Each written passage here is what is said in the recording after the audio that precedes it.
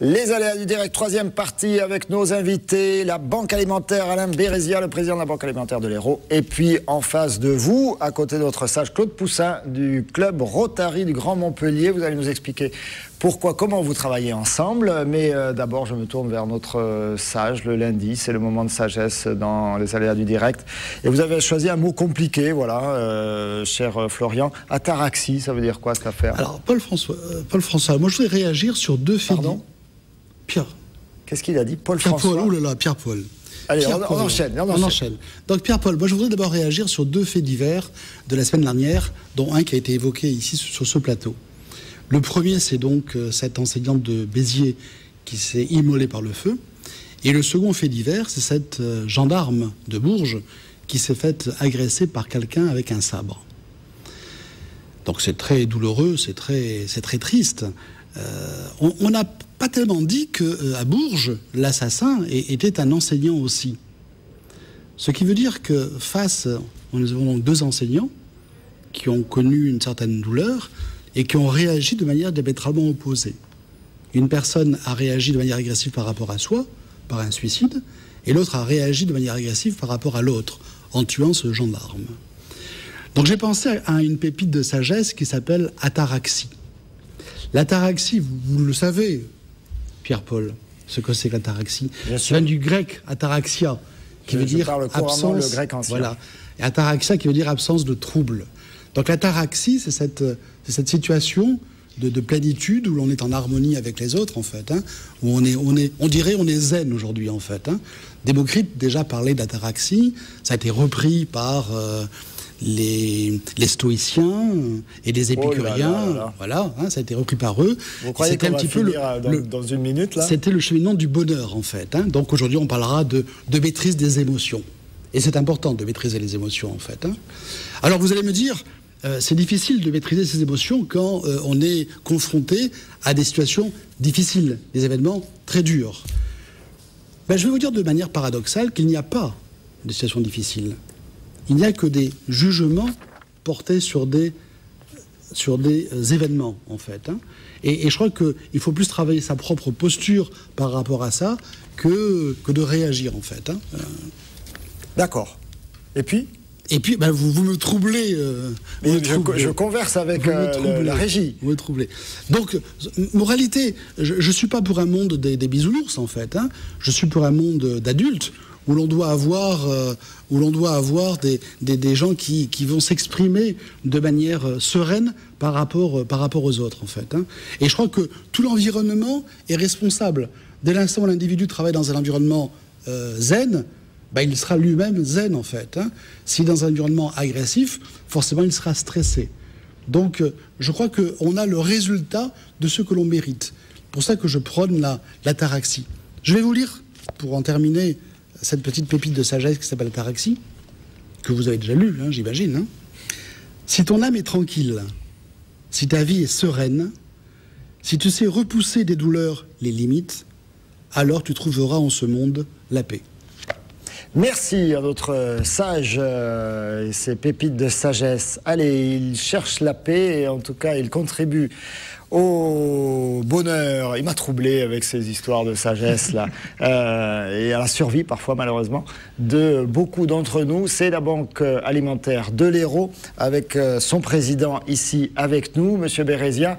On rappelle quelques chiffres sur la Banque Alimentaire de l'Hérault. 190 bénévoles, 130 associations servies, 8200 héroltais qui ont pu s'alimenter. Votre formule, c'est « Ensemble, aidons l'homme à se restaurer ». Voilà, on voit des images ici de votre centre de stockage de Moguio. Et ce problème de stockage est dans votre actualité avec un partenariat que vous avez passé avec le monsieur qui est en face de vous. Voilà, tout à fait. La Banque Alimentaire de l'Hérault, comme vous l'avez dit, traite 2000 tonnes de denrées par an.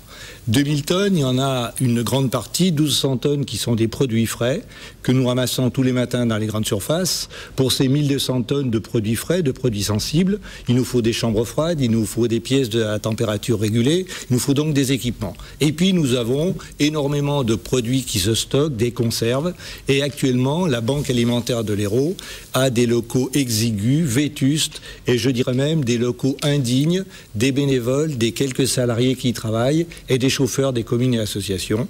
C'est la raison pour laquelle nous avons lancé une initiative innovante, c'est une première en France, et nous créons un fonds de dotation en partenariat avec l'aide de Club Rotary du Grand Montpellier.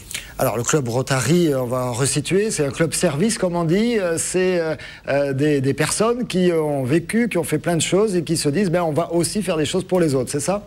Alors c'est le principe du Rotary, c'est de servir d'abord. Donc c'est 1 200 000 personnes dans le monde et c'est dans chaque pays des clubs qui sont à taille humaine, c'est-à-dire en général une trentaine de personnes, et ils se multiplient au fur et à mesure des années, ou ils se démultiplient au fur et à mesure des années.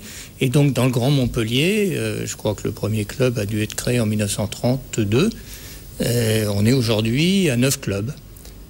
Quand nous avons des actions pour lesquelles nous avons des besoins qui dépassent la capacité d'un club, on s'unit, c'est ce qu'on vient de faire. Et ce que nous avons fait là, c'est d'aider à la recherche d'une solution.